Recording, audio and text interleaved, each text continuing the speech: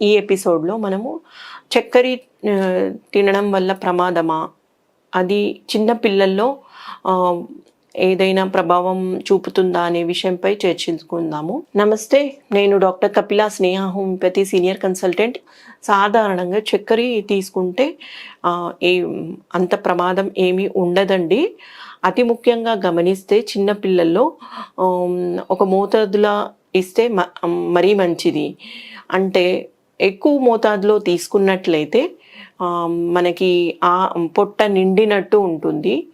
So మనము తీసుకునే ఆహార నియమాల్లో పోషక విలువలు ఉన్నట్లయితే అవి అందకుండా ఉంటాయి. అతి ముఖ్యంగా ప్రోటీన్స్, మినరల్స్ అలాంటివి మనకి అందకుండా ఉండడం వల్ల పిల్లల్లో ఎదుగుదల అనేది తక్కువగా ఉంటుంది. అంటే గ్రోత్ రిటార్డేషన్ అవుతుంది. మరియు అమినో యాసిడ్, మినరల్స్ సరిగ్గా అందకపోవడం వల్ల ఇమ్యూనిటీ లో అవుతుంది. బ్యాక్టీరియల్ ఇన్వేషన్, ఇన్ఫెక్షన్స్ రావడం ఎక్కువ ఉంటుంది. సో రోగనిరోధక శక్తి తగ్గిపోతుంది. డిసీజెస్ అనేవి ఎక్కువగా వస్తుంటాయి. సో మనం కరెక్ట్ మోతాదులో ఇవ్వడం మంచిది.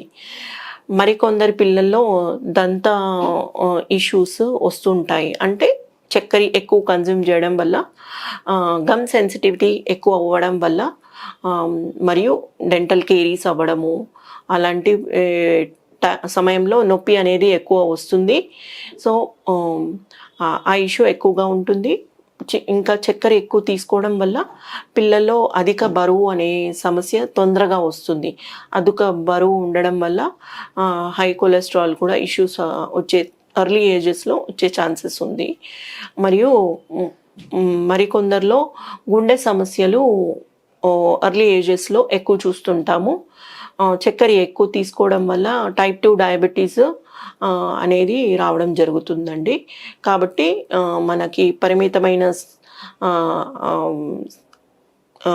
పోర్షన్లో చక్కెర తీసుకున్నట్లయితే మనకి అధిక బరువు సమస్య నుండి, హై కొలెస్ట్రాల్ మరియు టైప్ 2 డయాబెటీస్, గుండె జబ్బుల నుంచి విముక్తి చెందొచ్చు. మరియు పిల్లల్లో మనము చక్కెర ఎక్కువగా తీసుకునే ఆహార నియమాల్లో అతి ముఖ్యంగా చూసేది chocolates, biscuits, process food, cakes, అలాంటి ఐస్ క్రీమ్స్ లాంటివి అవాయిడ్ చేయడం మంచిది.